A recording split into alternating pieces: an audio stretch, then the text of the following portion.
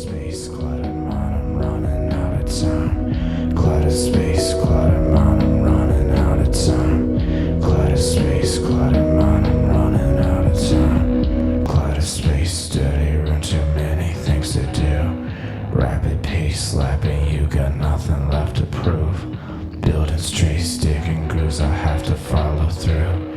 Give me space, give me time, too much is in my mind. Cluttered space, cluttered mind, I'm running out of time. Cluttered space, cluttered mind, I'm running out of time. Cluttered space, cluttered mind, I'm running out of time. Cluttered space, cluttered mind, I'm running out of time.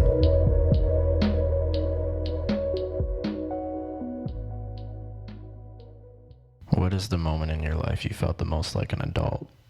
Most are hard for me, so there's not a direct most that I can give you.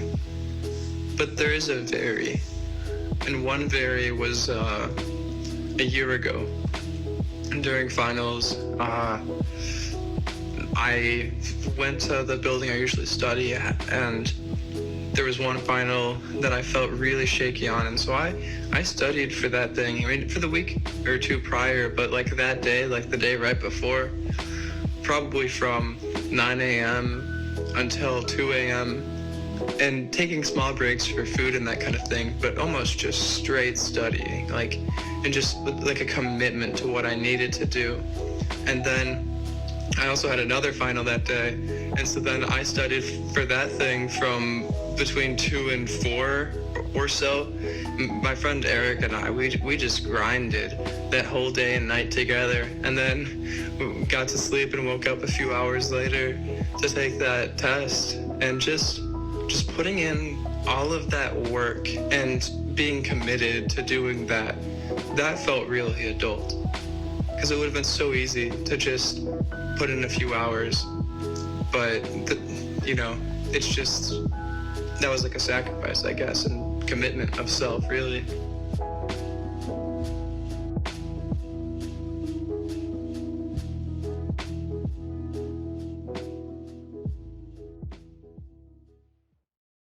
Tell me a story. I was sitting there alone, eating my fries at the nearby Burger King. He was with his friends, laughing, joking, having a good time. He was wearing a salmon-colored crew neck sweater. Maybe it was light pink, or maybe it was an orange. It might have been more of a maroon. I'm not sure. I don't really know colors. I think it was actually a hoodie though, or maybe just a long sleeve shirt. No, at minimum it must have been a hoodie. I mean, it was 6 degrees centigrade that night. Anyways, I overheard his friend refer to him as Preston. Of course he was a motherfucking Preston. Just look at his stupid fucking salmon light pink orange maroon crew neck sweater hoodie long sleeve shirt. That shit screams Preston. I got a good look at Preston's stupid fucking face too. Such a stupid face. That motherfucking face of Preston's. What a goddamn just fucking dumb face. Fuck that face. That stupid fucking Preston face. Fucking ugly. But in like a conventionally attractive, sorta envious on my part, kinda fucking ugly.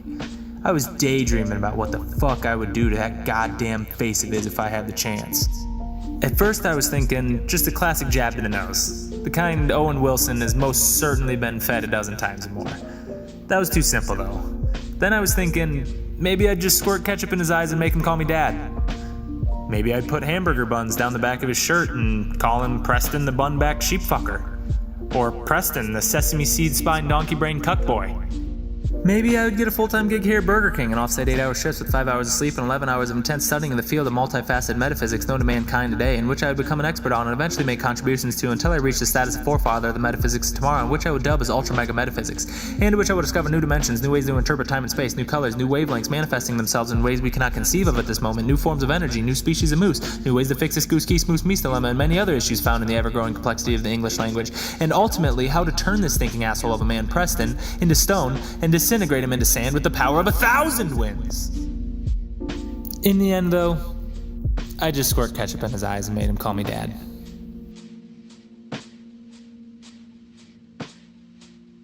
What's on your mind?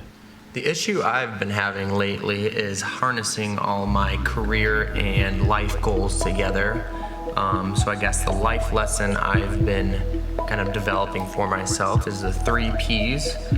Being patient, always pushing, and enjoying the process. So patient, pushing, process. So I've been seeing a lot of the big picture and what I want and how much I want it, but I need to remember that it comes in time. I have to be patient, but not to the point where I get lazy. So pushing and pushing the envelope, seeing where I can go is absolutely key. And not just saying at this date I will finally be happy and successful, but enjoying the whole process, because if not, you're kind of just wasting your time. So that is a life lesson I've been thinking about lately. My ankles cramped, my knees broken, aging robots out of tokens, dreaming 90s cartoon notions, Far East artwork, painting motion. The critics say to lean in and just rap. Please denote quotation marks around that. Clearly they don't see exactly where I'm at. My friends, I think there's no going back. It's all weird from here. Poems dedicated to the trash can. Fuzzy feelings give me vibes and fuzzies on my mind since my legs asleep and can't bend and miss the mess of mesh when procrastination wins down. I don't really sound like this, my voice a lighter, higher pitch. This poet boy's a bait and switch, lower, slower, echo pits. I don't know who I should be, could you stop by and show me please? That's a lie, of course, on who I am. I know my goals and where I stand, but am I still the same young man who had basement party fence and played pretend on quiet sands? This poem's kinda like a cramp, smashing muscles won't relent, pressing thoughts all jagged bent, and then it passes. What have you been up to, Tyler? Weird ass animals. Have you heard of them? Probably not.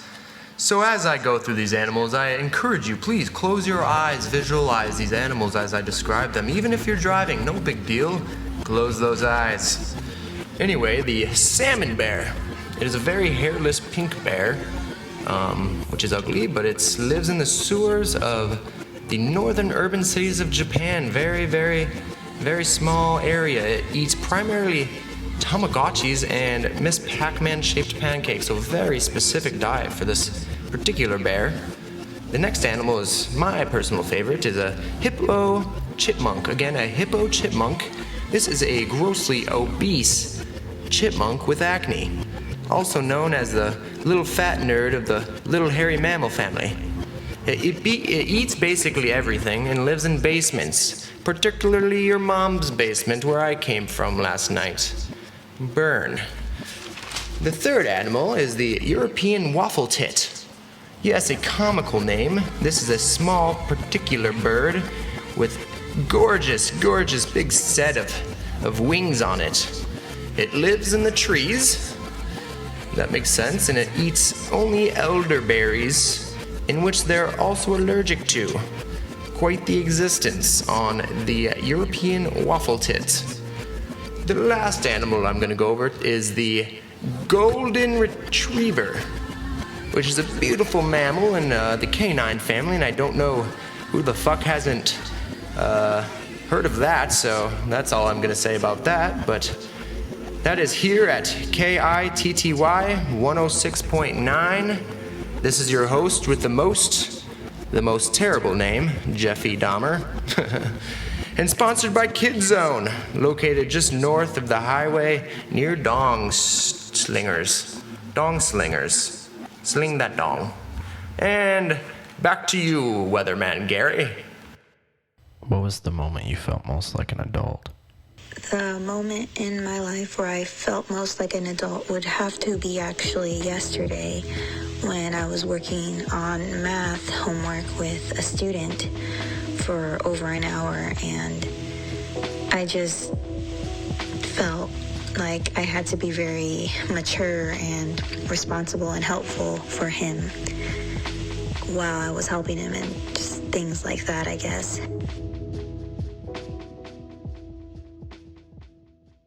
Could you give me some advice, please? Something I like to think that everyone learns, at least at some point in their life, earlier being better than later, is to just be yourself. Be your truest self. You don't want to have to put on a mask to attract a certain group of people, or just a single person.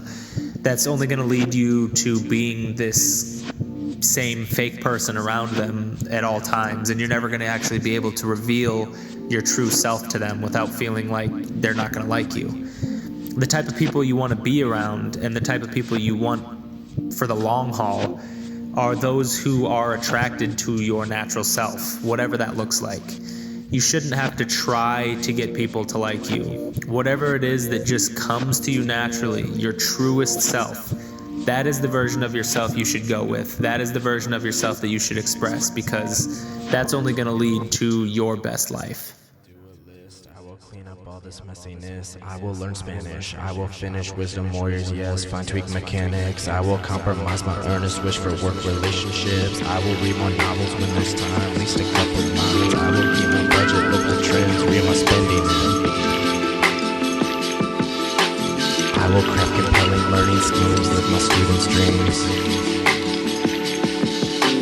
I will be the stone tossed in a pond.